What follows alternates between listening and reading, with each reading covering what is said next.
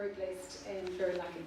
Anyway, so I met Stevie at the airport, and I'm impressed with lovely people with no sight, and he walked right through the crowd and he came right up to my face.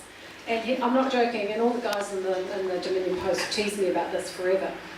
And he walked over to me. I think he smelled my perfume, to be honest. I think he thought, well, this is a female. And he ran his hands over my face. And he went, oh, and I just started smiling. And he said, what a beautiful smile. And I thought, what a man, Stevie. I mean, he knew how to get a good, and so of course I made a good image of him because I liked him. Anyway, we've got a tune for you now. Okay.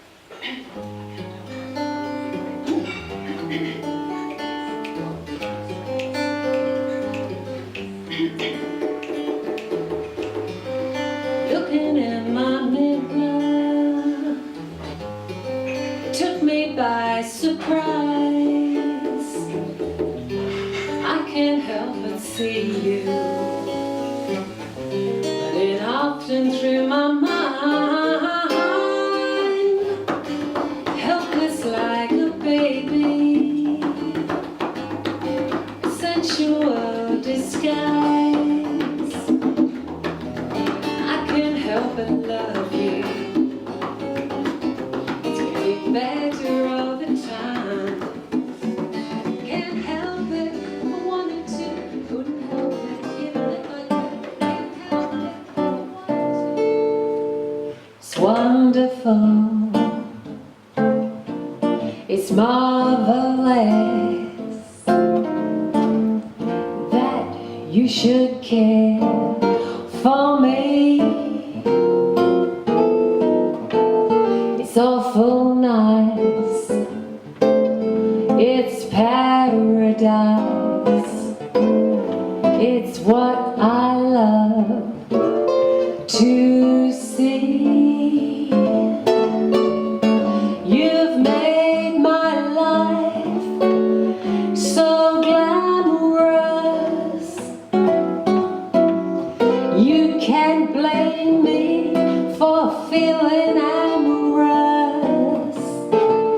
Oh, it's wonderful. It's marvelous that you should care for me.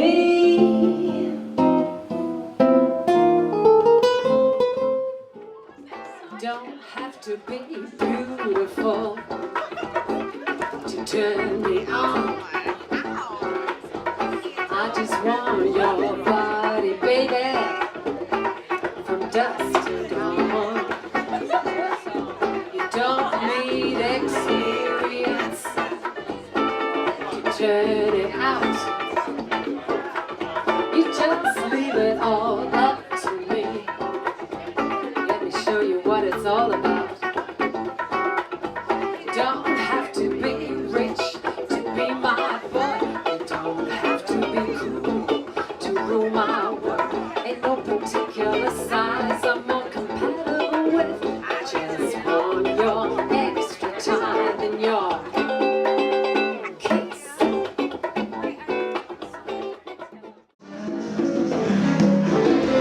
The whole night, sweet song.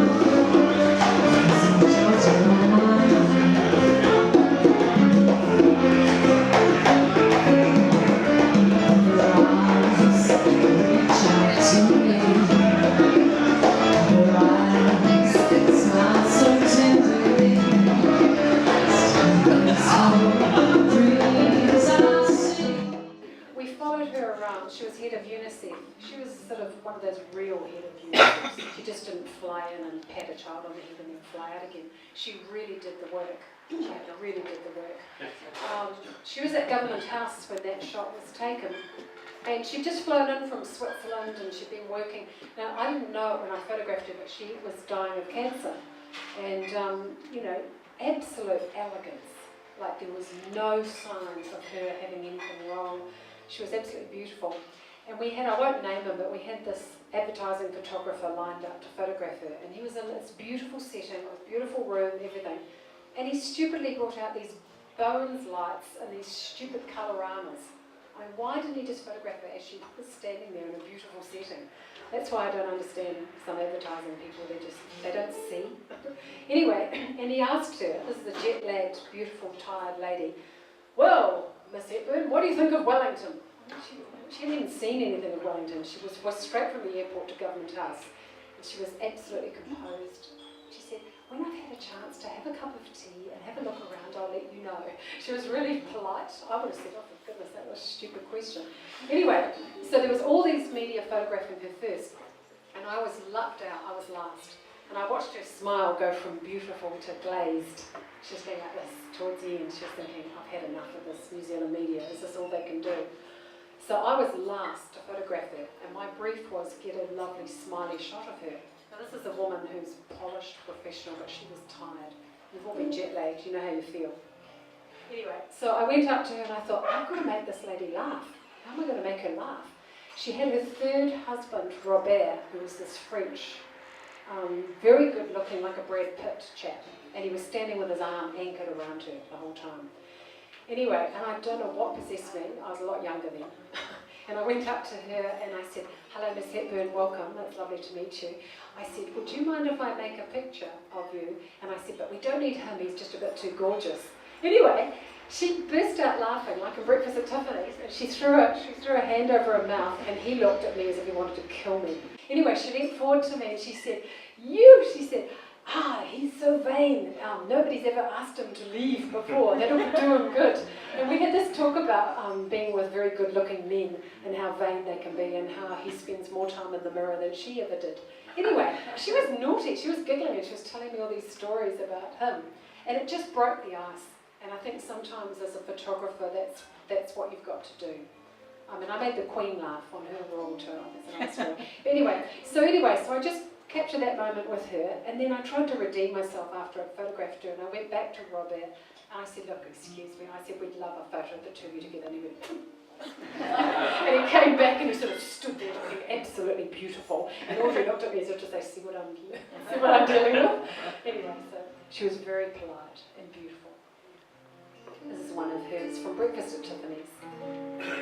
Composed by Henry Mancini and written by Johnny Versa. Oh my gosh, I'm so sorry. Featuring thank you, Jeff Scott, who plays trumpet. So we'll say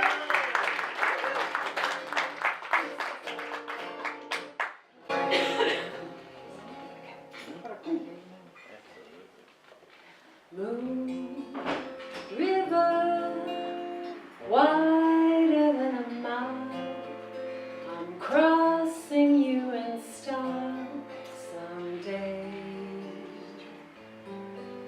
Oh, dream maker, you heartbreaker, wherever you're going, I'm going your way. Two drifters off to see the world. There's such a lot of world to see. We're after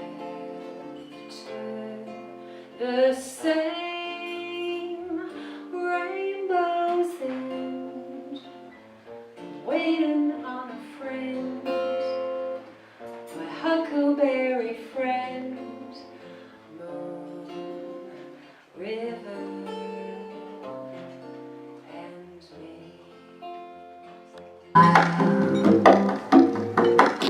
While the breeze on high sang a lullaby, you be all that I could desire. Under stars chill by the winter, under the August moon burning up above, you be so nice, you be paradise to come home to and love.